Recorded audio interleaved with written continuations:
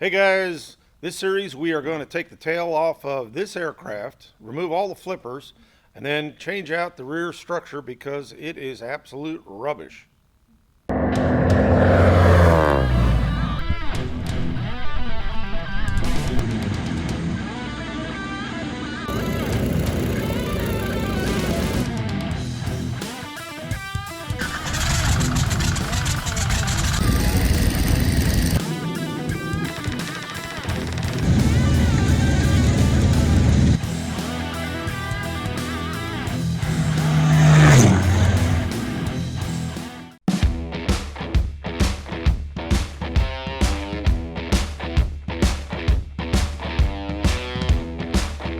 So what we're going to do this episode is we're going to remove the rear section of the aircraft on this fuselage. This is a Cessna 140, same as a 120.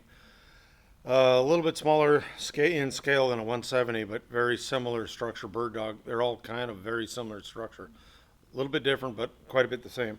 Biggest problem with these is you get a lot of tail damage from prior episodes of training, off field, whatever.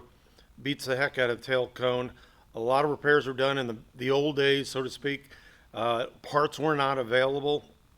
So as a result, you get some real dodgy stuff. What we're going to do on this series is we're actually going to be removing this chunk. This is the chunk of aircraft that we are going to be removing. This is one that's for another aircraft. We're going to remove this much of the aircraft. The tail wheel bolts on this area here. Horizontal stabilizer goes in here. And then what we're going to be doing is taking all the damaged parts off of this aircraft, replacing them with serviceable, brand new parts, and riveting it all together, making new skins and all that. So hang on, here we go. So we're getting set up to take all the tail feathers off. In order to do the repair that we need to do, we have to completely strip all of the movable and fixed surfaces off of the aft fuselage. Most of this stuff is rather straightforward. The rudder comes off in, I believe, 3 bolts. Elevators are 2 bolts.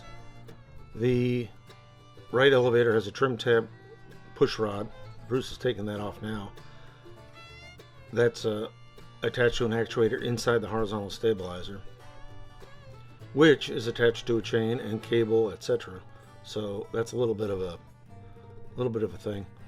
Vertical fin is held on by, I believe, 2 or 3 bolts. I think 2 bolts on the aft end and a couple on the front, so that came off real quick. Horizontal stabilizer, we had to disconnect the one cable pulley and whatnot, so to get that out.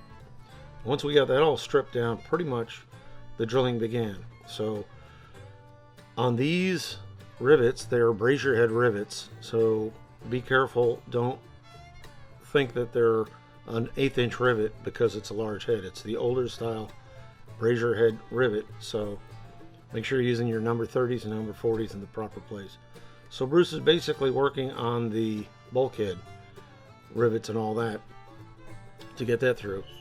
The fortunate thing is that we have the Cessna blueprint, which shows all the correct fasteners, counts them and all that, so we know what the placement is and all. We are replicating the skin with the exact same skin that came off. It was a Cessna skin. We could tell by the some of the tooling attachment that went on. Bruce is running an air drill. I'm running an electric drill only because I didn't have my second hose running. So that's going all pretty well. In order to take the can assembly off as an assembly, which is the easiest way of going, we drill the bulkhead, all those bulkhead rivets, and then we drill the stringer rivets, which go up for about 2 feet into the fuselage. And that's all that pretty much is entailed on the structural interface of that can assembly into the fuselage. And then we also peel back the side straps back about 7 rivets. Boom. 24 hours later. Okay, Bruce is taking apart. He got the tail can off of the 140 fuselage, and now he's just breaking it down to the piece parts. It's going to be the angle, aluminum, the tail fitting. We already got the tail fitting off. That's out for replacement, and then the skins. He's breaking the skins down so we can use it as a pattern. Okay, man. What'd you find? Anything cool? Well, a couple of things. You might have saw in the previous area where they had all this bolted, so we got that apart. Yeah, that looked terrible. And these are supposed to be number 6 rivets. These will all be number 3s. But interesting little area here. I was missing some rivets on this side. Yeah. So I sanded it down a little bit to try to find where the rivet holes were. Apparently it had something happen and they bondoed it, which I'm not sure is a valid repair. Yeah, and then there's a bunch, I don't think I can see in there, but there's a bunch of goop. We'll take a picture of it later. But there's a bunch of pieces, you can see where the bondo kind of flowed over the hole. So I would assume that, yeah, on a ground loop, something hit that bad. And kind of the worst thing about this repair is whenever people start oversizing these things, it messes up your longerons, so you have to replace those. This rear bulkhead. Yeah, the rear bulkhead back here is now, it's gone, whereas if they wouldn't have at least attacked that.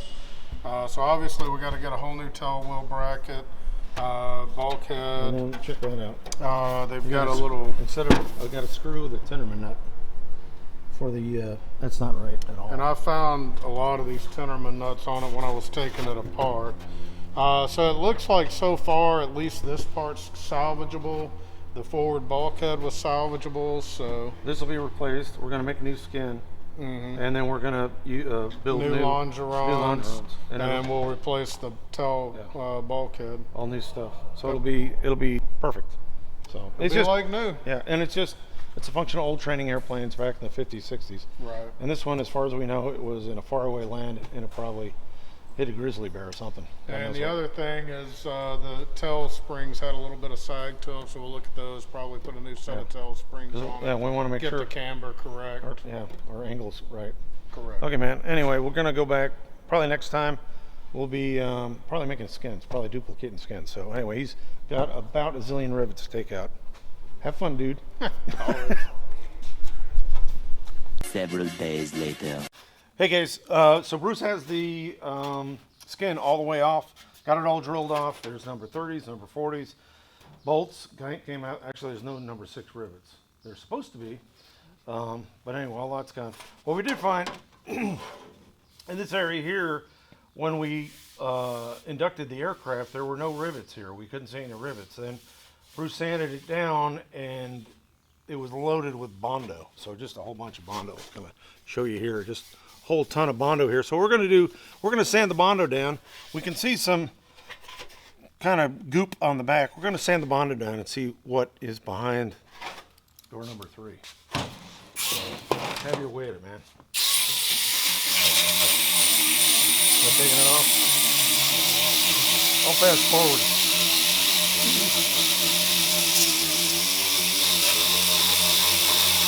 Well, there's the crack. Yeah, just follow the crack. That way it'll take a lot less time.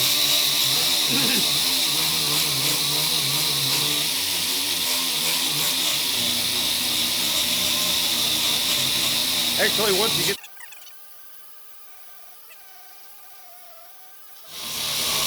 Let's try that. Hey! Whoa! There is no support. No support whatsoever. So, not even stop drilled. Okay, so Something structural in there, Oz. okay, back. Tell you what, we're gonna swing the camera over to our high-speed straightening device.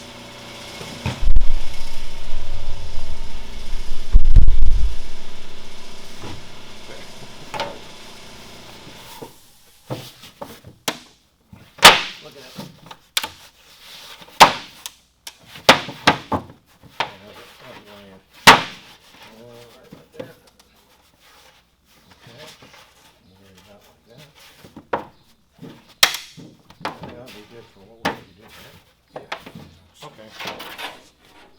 So you can see right here, they put dark gray Bondo. Get over here.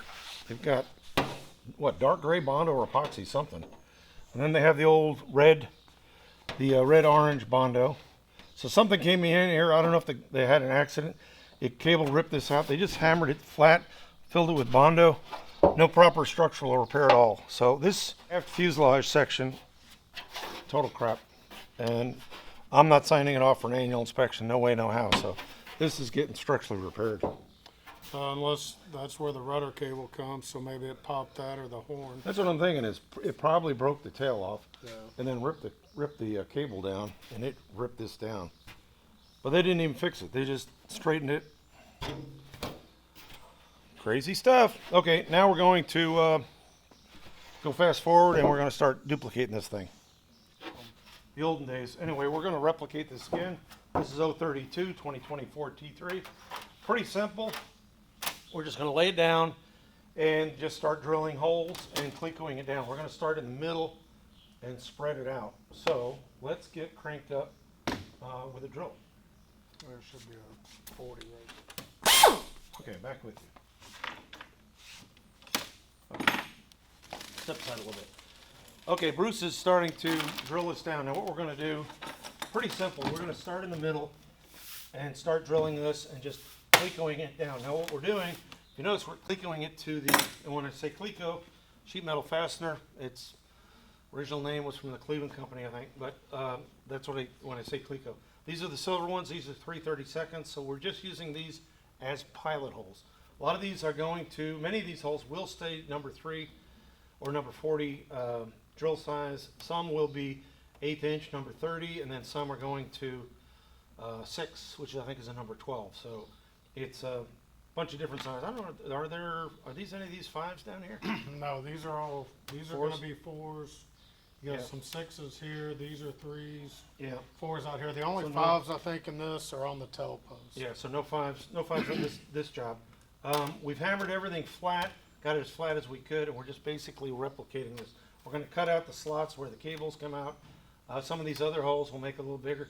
Once we get it all clecoed down and drilled down, then we're going to scribe the outside of it, and that'll be our cut line for when we take the metal to net. The other thing is, if you notice, we're just drilling and we're clecoing right into here. We've got a plywood table. This is my plywood table. It's sacrificial. We drill into it. If you drill into a metal table or concrete on the floor, you're going to dull this drill bit in a heartbeat. We're also using cobalt drill bits. They last a very long time. They're worth the extra dollars, so I highly recommend that. But we'll completely drill this all the way down. And then this table, you think, well, geez, you know, this table's going to get all torn up. About every year we take it and throw it out and get a new piece of plywood. So saves a lot. The other thing, point out the tape. Oh yeah, the other thing is we've taped off, Bruce has taped off holes we don't want. On some stuff you will get, some of the stuff will be repair holes or different antennas. We've had that a lot of times on our 172 project. We ended up changing all the top skins and they were old antenna holes and all that. So we tape off anything we don't want, whatnot. We also marked off some areas that we are not going to replicate because we're going to match drill that from another item. So on this particular case, that'll be the rudder post. So that's where we're going there. So anyway, we're going to drill it. 2 ways you can do. You can do air drill or you can do electric drill. The electric drills do last quite a while. Nothing against them. However, they are kind of big. The trouble with these air drill is there's a hose, but they're much faster. So A little bit heavier too. a little so bit it heavier takes and all that, but these will go forever if you've got an air. Use whatever works. That's the biggest thing. Okay, so basically what we're going to drill is we're just going to come in here and drill the center hole.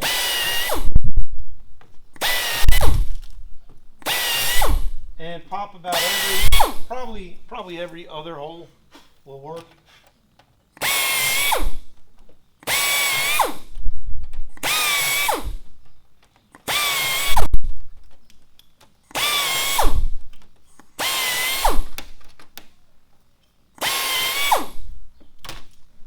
Okay, I'm going to go fast forward.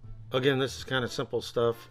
We're just drilling number 40 rivet, or pardon me, number 40 drill, which is a number 3/32 inch a hole into the skin, and we're using that as pilot holes for everything, even all the way up to the number 6. We're using those number 40 holes. So we're drilling into the table, and sometimes the clecos actually grab the table, keeps everything flat. We're making sure that we keep track of the outside and the inside of the skin so that we get it on and bend it correctly.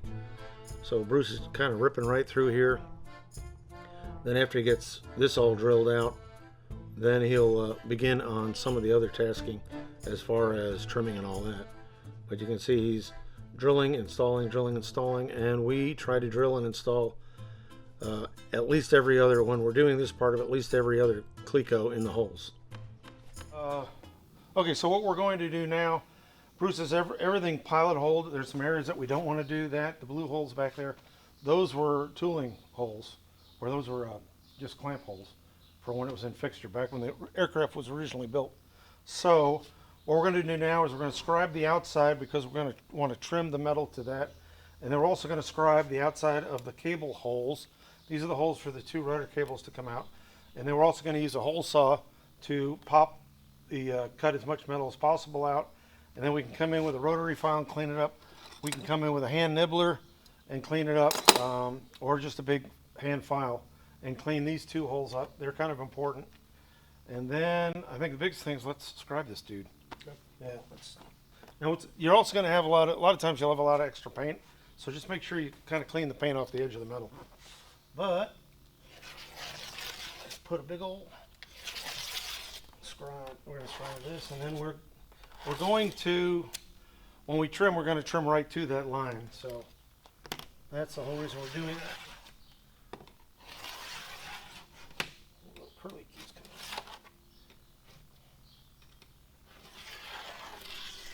out. Okay, that's done. I know that's done. That's done down to there. That's done down to there.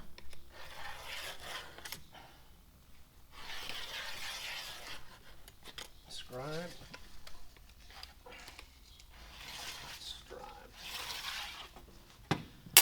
Okay, and then we also want to scribe these holes here, these ovals.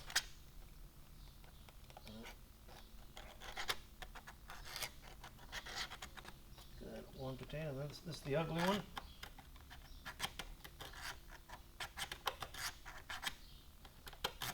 There's some Bondo there.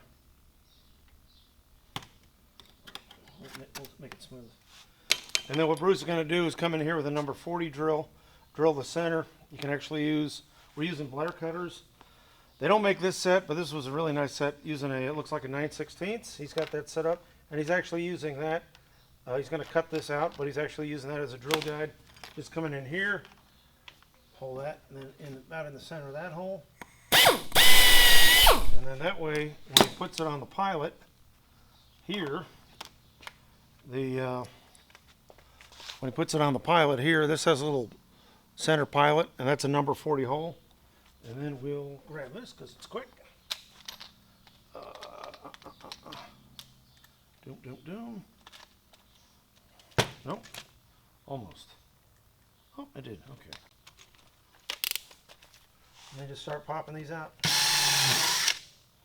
And the problem with these is they're going to stick, so then you're going to probably have to pop them out. They'll be a little stuck. Pop a piece of metal off, go do it again. Repeat as necessary. So that's what's going to happen next. So Bruce is going to get those all out, and then it comes off. Then on Cleco. On Cleco, cut. Then on Cleco, yeah. So Clean up. yeah. So this is actually pretty simple. Sometimes you can get away with it. Come on, baby.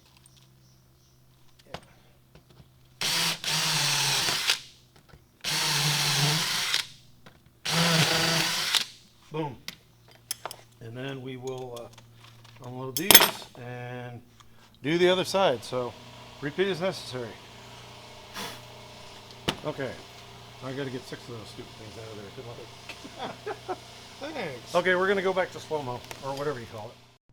Okay, so Bruce is now finishing up drilling all of the holes. We are drilling every hole. He's finishing up the little racetrack slots for the rudder cables, getting those done. Then it's just a matter of taking all of the clecos and putting them back in the bucket. So we're using all number 3 silver clecos, so it's pretty easy. Again, we're just using pilot holes, which are number 40 on everything. Once we get that skin assembled into a substructure, then we will start taking things up to nominal size. What Bruce is doing now is just taking a rough cut. He's basically going within about 1/8 of an inch, or about 3 or 4 millimeters of the edge of the finished edge of the sheet metal. By doing that, when he does his finish cut, it's going to be a very narrow, thin curl, which is actually going to be much easier to cut through. So this is all hand cut, no machines. For a one-off like this, it's pretty easy to do. We can't really use a shear on this because there are no straight edges on this piece. This particular piece of sheet metal is also nipping off the corners, rounding those, and getting those back to the way Cessna had them. So no sharp corners. Most importantly, just don't want to get poked, but keeping that all nice and civilized. And like I said, there's three concave sides on this part, one convex. There's not one straight edge at all on this particular piece. And then what Bruce is now working on is removing all of the tool marks from the filing work, or not the filing, the shears. So making that all completely smooth, and any possible nicks or irregularities, making sure those are absolutely 100% smooth. You should be able to run your hand down the edge and not feel anything. You can also see it if you turn the metal on edge. You can see that it's nice and smooth versus the shear marks and all that. Here he's doing final out on the rudder cables, getting those all cleaned up, and that's with a nice little hand tool. Pretty nice. It's a 90-degree Milwaukee router, I guess, or something to that effect. High speed. Works very well. And again, just kissing it and getting it exactly to shape, taking it to the line, and then filing exactly down to the line so that we have nice straight edges. Perfect radius on either end, and beautiful straight sides. So some of this is just old school, old world craftsmanship, but that's kind of what we have to do. And then deburring everything, making sure everything is deburred. Okay folks, Bruce has the sheet metal blank all drilled. It's all drilled, deburred, all up to number 40. So this is just number 3s. You got the returns for the cables, what do you call it? Rudder cables all set up. We do need to probably, from that other skin, put the drain hole in, Okay. which this skin didn't have. I don't know why, but it's a 46. They may have not gotten around to do it. That you will see some variability through the different models of aircraft, whether it's 170A, B, 195, 195A, 150s, 120, 140, 140A, stuff like that. So you're going to see some variability. And then also, how long was the 140, 120, 140 built from 46 to 46 to 49. 49, so 50, I think. 50, something like that. Had a couple on 50. Yeah, so there were some block changes that went on. Anyway, long story short, we're going to bend this and get it back to contour. We're going to do it basically Fred Flintstone style. We've got a form tube here. This is a piece of steel conduit. And then what we're going to do is just, we're actually going to put some radial marks with Sharpie here. We'll do that here in just a little bit.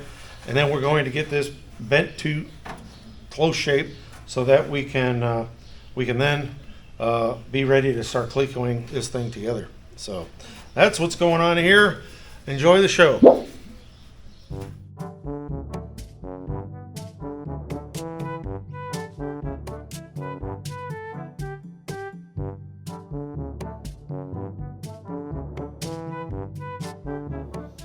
Okay folks, we've got this thing all done up. Lost some video between when we formed the metal and now. Don't know where it is. Long story short, we formed the metal on that Sawhorse with the conduit pipe. For a one-off something like this, an 032 metal, it's easy enough to do for something like that, kind of prototypical type work. But Bruce was able to get that all done, and then he got this all clecoed together. We've got the stringers, lower stringers, which were new. We reproduced the other ones. The upper stringers, which are long ones, those have all been reproduced.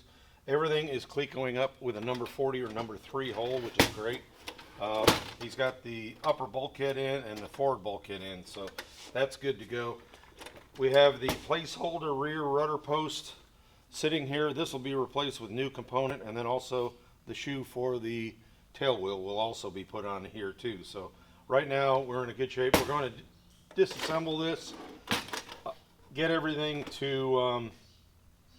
acid etch iodine cleaned up and all that and primed, and then we'll come back, put it back together again, drill it to final size, take it apart again, deburr it, and then do final assembly with shooting it together. But anyway, it's looking a whole lot better than it did before. No Bondo, no big cracks. So anyway, that's it for this episode. HangaRatz out. Go fly yourself.